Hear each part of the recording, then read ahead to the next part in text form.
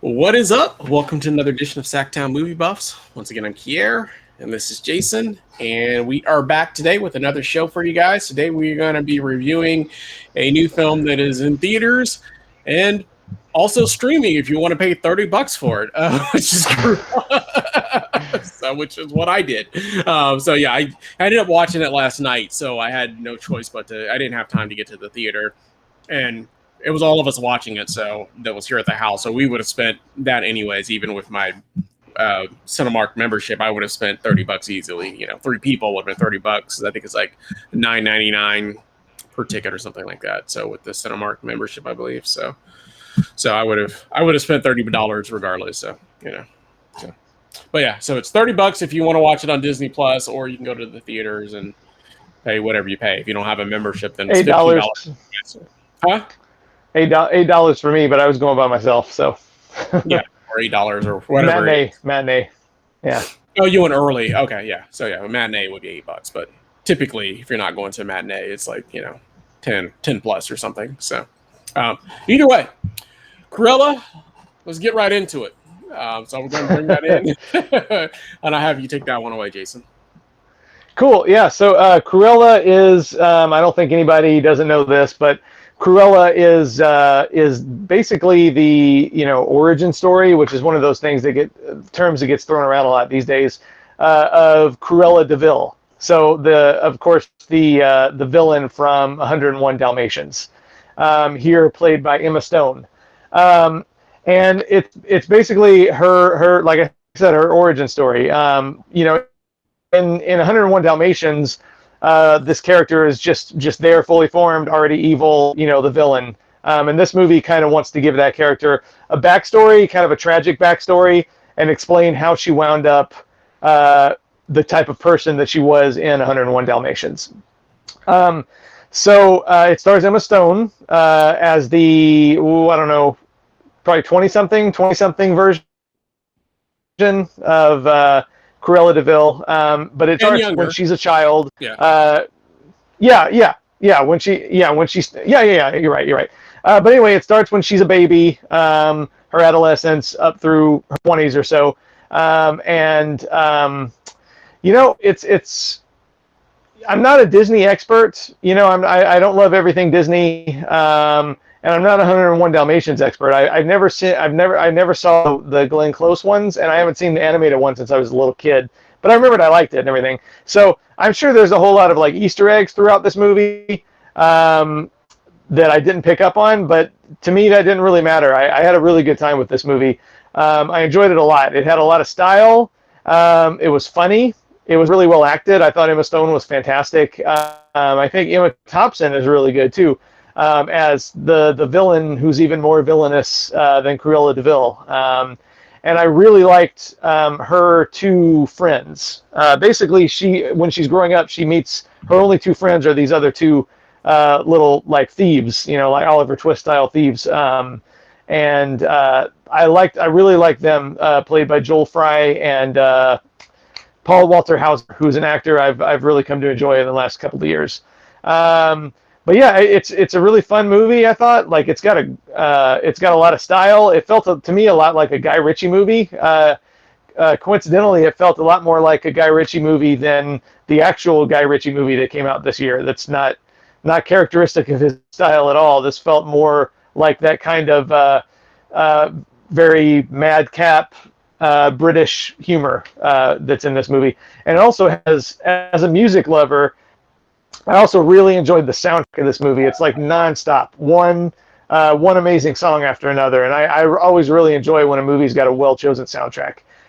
My one critique would probably be, I guess two critiques, is that, kind of like we were talking about a few minutes ago when we recorded the A Quiet Place review, me liking movies that are not longer than they need to be, but this is one of those that's, I think, longer than it needs to be. It's like 2 hours and 15 minutes, and not that there was any parts of this movie that I didn't enjoy technically, but I think it definitely could have been trimmed down a little bit below 2 hours for sure. And then sometimes it does kind of, because it is so long, it is a little noisy, a little overbearing in places. But overall, I really enjoyed it. I had a lot of fun with it. I thought the acting was good. It's got tons of style. The directing was good. You know, it's Craig Gillespie who directed I, Tonya and the Fright Night remake, both of which I liked a lot. So yeah, I thought it was a really cool movie. I would definitely watch it again, because it is very funny. It's got a lot of action. It's kind of a heist movie at the same time in a lot of ways. Again, it's kind of like a Guy Ritchie movie crossed with a kind of like a PG-13 Joker. Because I mean, it is fairly dark. It is pretty dark for Disney. It definitely earns the PG-13. There's definitely scenes that would probably give a parent who had like a very small child a little bit of unease in places, a little bit, if they weren't expecting that. So, but in a nutshell, I really enjoyed it. It's not something I expected to like that much. Even when I first heard the idea behind it, I was like, well, I'm not going to go see that. You know, I don't need another origin story. But you know, this showed me that a movie that I thought I wouldn't enjoy, I enjoyed it. So yeah, what did you think here? Yeah, I mean, this is. I'm with you. I haven't seen the original 101 Dalmatians since I was a kid, so I barely remember the Cruella Deville character, to be honest with you. I just remember she was a villain, but I don't really remember the nuances of her. You know what I mean? There's a lot about her that I don't remember. And like I said, I never saw the Glenn Close version or any of the other more recent versions that have come out since then. So I went into this kind of with a blank slate, basically, if you will. And it wasn't typically a film that I would have probably seen on my own. It was one that you had suggested, actually. So, but it's not a film that I would have seen on my own. Long story short, I mean, I liked it. It's not bad. It's way too long, in my opinion. So, I mean, I felt like they could have trimmed at least 30 minutes off of there, 20 minimum. And it was like one of those films that I'm just like, I was really enjoying it in the beginning, but at some point I was getting less and less enjoyment out of it, and I was kind of waiting for it to end. You know, for a Disney film, and yeah, it's PG-13, but and it's an origin story, but I didn't feel like it needed to be 2 hours and 15 minutes or whatever the running time on it. And I felt like a 2 hour and 15 minute long film. You know what I mean? There are some films that can be 2 hours and 15 minutes and they just breeze right on by. You don't even notice it. You know, we watched the 3 hour long, or was it 4 hours? Justice League. How long was that film? Oh yeah. And 4 hours. Yeah. Yeah, and that one breezes right by. I didn't have any issues. Where this one's almost half of that length, and you know what I mean. And I felt it towards the end. So, so because of that, it definitely started to wane down a little bit for me, just because of the length of it, and I was kind of waiting for it to kind of wrap itself up. So I don't know. I definitely felt like there could have been some scenes that could have been maybe cut or trimmed down. I felt like, for sure. So, but you know, I mean, the acting was great. Like you said, both Emmas were good in there. You know, it's funny in parts. It is entertaining. It does have some thrilling parts to it. It is kind of a heist film. There's a lot of heists involved in it because, you know, essentially she's kind of a grifter. They do scams and things of that nature. But even their scams were kind of, I don't know. They weren't like, you know, it was, I don't know. They weren't like the best like scam artists that I've ever seen. You know what I mean? You know what I mean? Like, I don't know. I guess I'm not going to go too much into it, but you know, overall, I liked it overall. I just didn't love it. So, and then I always base things on, you know, what I rewatched Cruella again, and if it was an hour and a half, maybe an hour and 45 minutes, I would say yes. But at 2 hours and 15 minutes, that I don't feel like they needed that extra 30 minutes on top of it. I probably am leaning towards saying I probably wouldn't watch it again just because of the length of it. So, but it looks nice. The acting's great. The soundtrack is really good. I mean, but you can't really go wrong with throwing in, you know, 70s, you know, blues and Beatles, and you really can't go wrong with when you have a soundtrack. It's pretty easy to do for that. So I can't judge a movie just because they picked really interesting songs, you know what I mean, or good songs for the. I mean, I think that's a given. I feel like if you're gonna do a movie, it's pretty easy just to throw in songs that everybody likes that are popular. You know what I'm saying? So, set in whatever era that is. And I don't know. I know you love that kind of stuff, but I like that stuff. But it's like, yeah, if I make an '80s movie, I can easily just throw in a bunch of popular '80s songs, and you're gonna go, wow, that soundtrack was amazing. You know what I mean? Because yeah, they're all hits. They're all popular songs. So it's not. I don't feel like that's that difficult to do, in my opinion. So I mean, there definitely have been movies where the soundtrack was terrible, but I feel like anything that's especially like a dated piece that's like from like the '70s, and just to throw in really popular, come together, you know what I mean, songs like that. I mean, that's pretty easy to do. That's kind of a no-brainer if you can get the rights to those songs. And then same thing with any other genre. So I don't know. I go both ways on soundtracks. So I don't get sold on those too much, just because it's pretty easy to throw in some really cool music in a scene. So, but the length of it is my major gripe with it. It's just long. And I just felt like it was unnecessarily long. So when I start looking at my watch, that's a problem. So, but overall, not bad. So, yeah, I definitely, I agree with you. That's the main problem. It would have been a lot more enjoyable if it was, like an hour and 45 minutes. I think would be just about if it was perfect. A lean hour and 45 minutes, I think it would have been a really, really good film. If they could have cut some things out, I don't know, maybe there's like, 15 scenes where, she kind of pops up to like rival the other, the other villain, you know what I mean? Like maybe cut a few of those scenes out, or maybe cut out a few of the, some of the grifting scenes that took overly long to get to the point, So there's definitely some parts that I felt like could have been cut or weren't necessarily needed or necessary. So I don't know.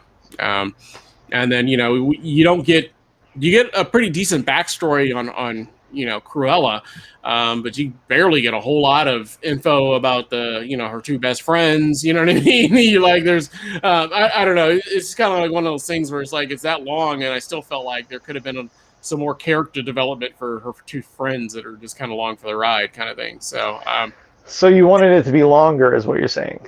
No, but I'm just saying, if you're going to make it 2 hours and 15 minutes, I shouldn't be like, I barely remember those two friends' names. So, I don't know. But I don't know. Like I said, I overall enjoyed it. It's, and I know you kind of compared it to like I forget what you said, like a PG-13 version of like Guy Ritchie film if he did The Joker or something like that. I guess I could see some of the nuances there, but it's not as, it wasn't obviously not as edgy, and it's hard to be as edgy in a PG-13 film. But I mean, even The Dark Knight was PG-13, and that was more edgy. You know what I mean? So I mean, But so you can do a PG-13 movie and be edgy, but it's it's a fine line, of course, with a Disney film. So, but it's overall not bad. Anything else you want to add about Cruella? All right, cool. Yeah, no. I will say, like, I see what you're saying about the soundtracks and stuff like that, and yeah, it is easy just to string a whole bunch of really good songs together. And yeah, I guess, but that also just makes it.